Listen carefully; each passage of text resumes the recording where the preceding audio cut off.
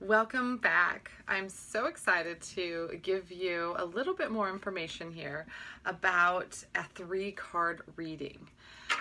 So we're going to do a couple varieties of 3-card readings, and this is just to give you an idea of how you can go about understanding the process of choosing what your 3 cards are going to mean. Now, one thing here I want to tell you is the reading spreads that are created by the authors here, and they present them to you in the front of these little books, and most all books or all decks that I've bought have something, even just a little bit about it. They've just created these based on maybe traditions, and you can redo it. You can create something that vibes with you, that you remember. I'm going to give you a little secret about one of my favorite spreads that I've created for when we get into the multi-card, using multiple decks for a card reading. So let's get started with a single card reading. We're going to go ahead and I'm going to use Wisdom of the Oracle deck here. So I always give my cards a nice little shuffle, however that feels for you. And then we're going to draw 3 cards. So I'm going to do this method. Oh, this one flew out here. I know there's 2 sticking up here, but I didn't feel it was those 2. I felt it was that one. Here, there's another one flying out. And there's our final card. So let's go ahead and have a look at what these 3 cards are. Now, it's up to you. Sometimes it's nice to just turn them over one at a time to keep the suspense.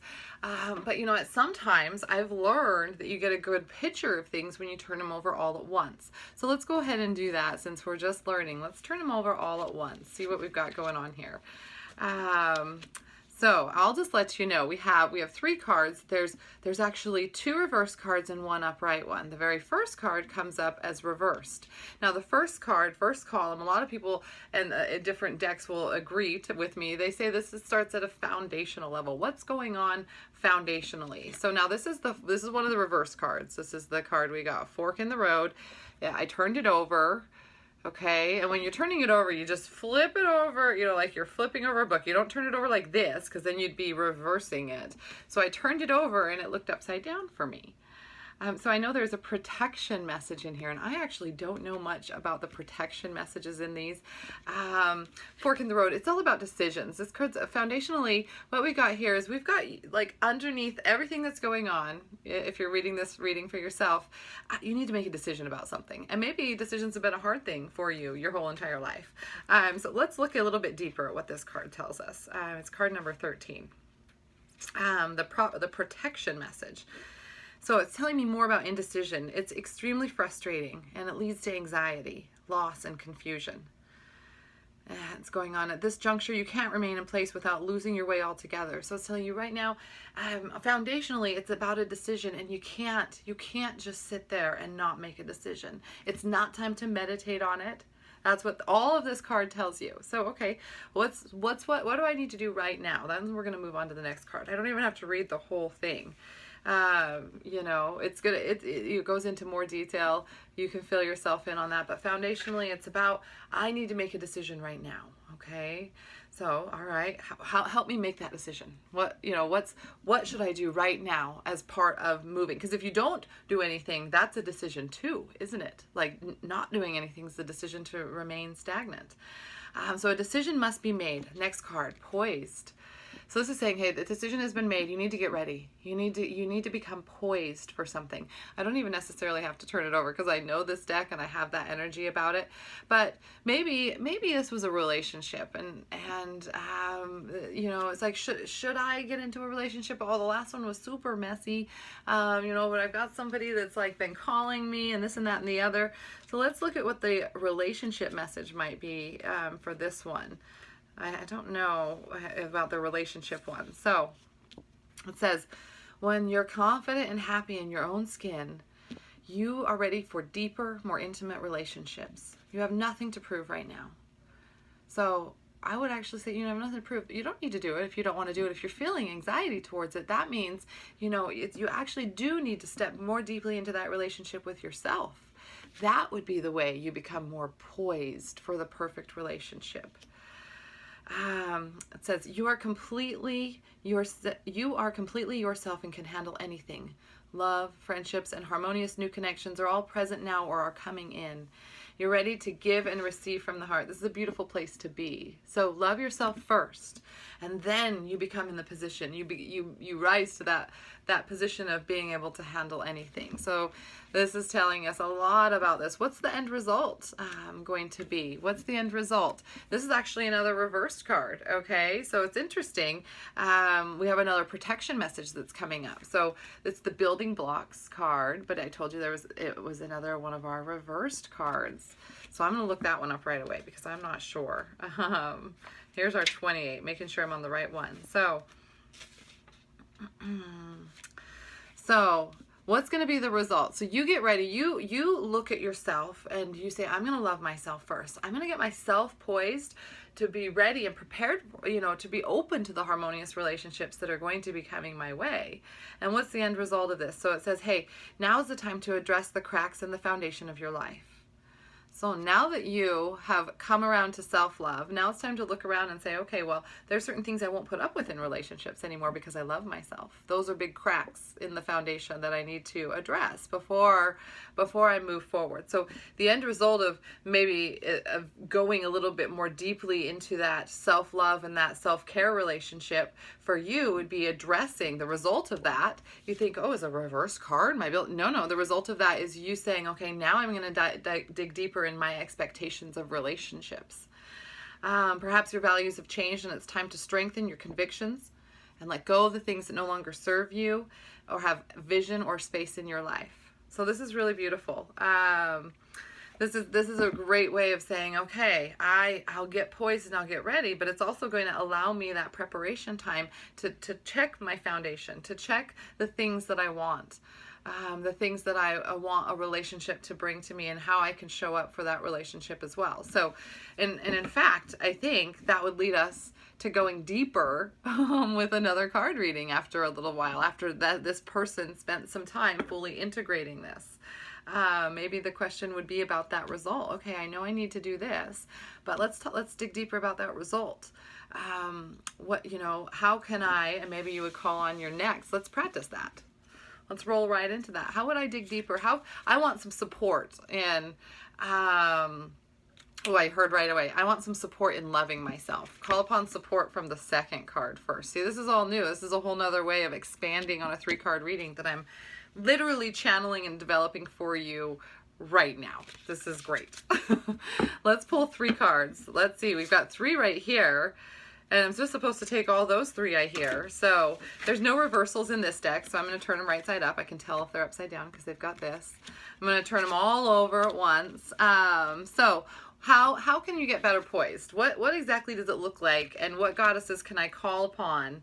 Because I pulled out the Goddess Guidance deck so that we can do that. So we have 3 goddesses that I'm like less familiar with than I thought would come up here. So this is really cool. I get to learn about some new goddesses with you. We have the Irene, the Peace Goddess.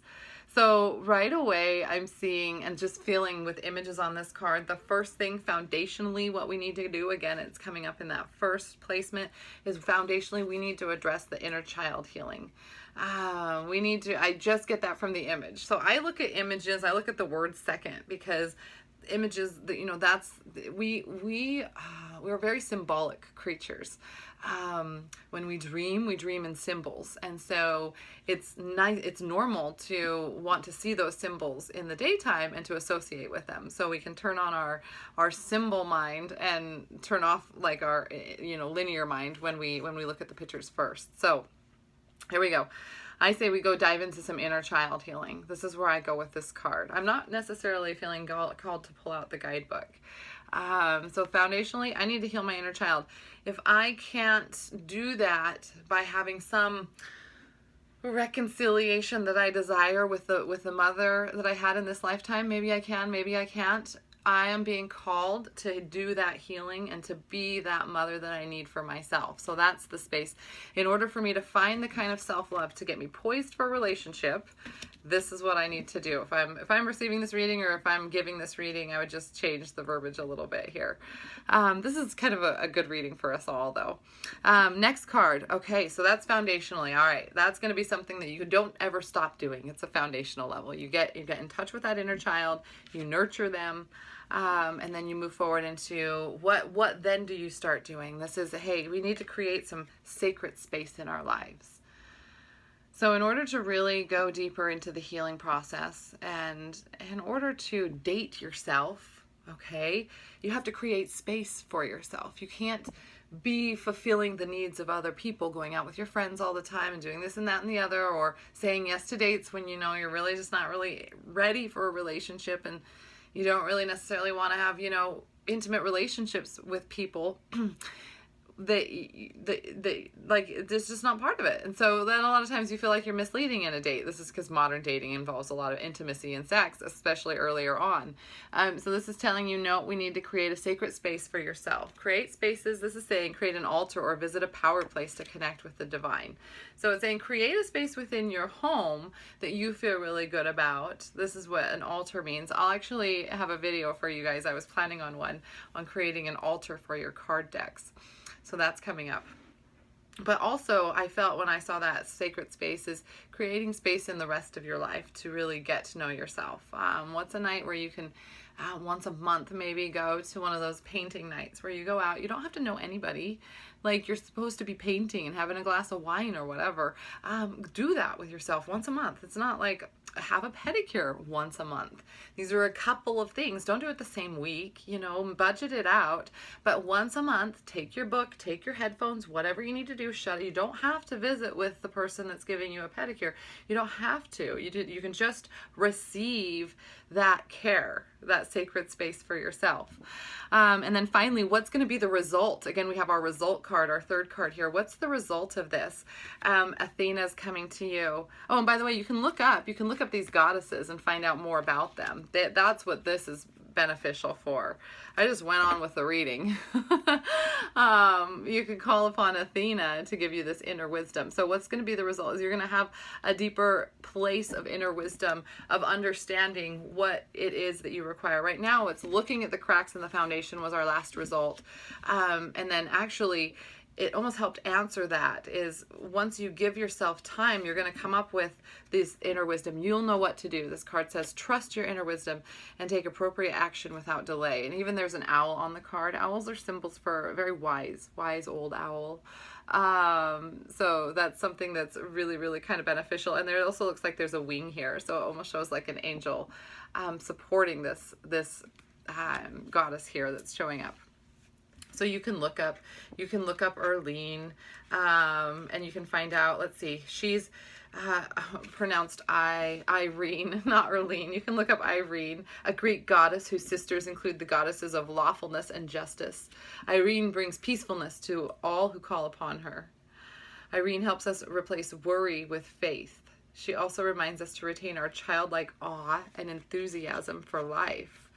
So there's let's see if I can pronounce hers right. Nematona. Her name means sacred grove because she protected the ancient Celtic ceremonial sites, which were outdoors in sacred groves of trees. Nematona continues to watch over sacred sites, especially those connected with nature. She'll help you build your own sacred space and will assist in the medicine wheel or labyrinth of ceremonies. So you can call upon her. And then, of course, we have Athena. I don't want to forget about Athena. Her inner wisdom. We all know she's a popular one. She's the Greek goddess. So Athena is a powerful, wise Grecian goddess who oversees and protects those who call upon her. She's the daughter of Zeus, and her power animals are white owls and black pigeons. Although Athena is a warrior goddess, she does battle with wits instead of weapons. You can call upon her for resolving disputes and also for protection. So these are some things you can learn about. This is how you can use your decks. We just gave ourselves kind of a multi-reading. We went with one deck fully and then used another deck to go deeper and answer questions. One reason I wouldn't have gone deeper with the same deck with more of the wisdom of the oracle cards is you might actually get more confused as you go along. So that's one of the things I wanted to troubleshoot with you right now is you just keep pulling cards over and over and over, especially when we get into the tarot cards, it can get more confusing. You kind of need to stop and say, okay, I want to support the message that I'm getting here with another card deck. So this is a way you can bring in other card decks. It's not exactly reading all three at once or both of them at once. You're reading one and then answering or going deeper with another. So it's another way of involving multiple entities, angels, goddesses, mermaids, wisdom of the oracle, all these types of things in your divination and supporting yourself. So I hope you take some time and go into one of your decks, ask a more in-depth question for yourself and see how the answers come to you. And then if you still have clarification needed, pull out a different deck at that same time and ask 3 more questions, again with a foundation card, an action card, and then a result card. That's the kind of ways that I like to look at these 3 card readings. The different books will support that, maybe with their own different styles, so it's kind of nice to look at that. But enjoy yourself.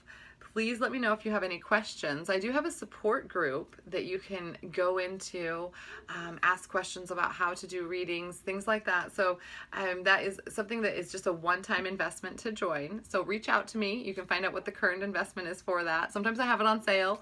That's why I don't want to say anything here. So if you wanted to be part of the support group, I go live, I do card readings. I'm there to support your deeper dive into divination. So have a great day, have fun practicing, and we'll talk again soon.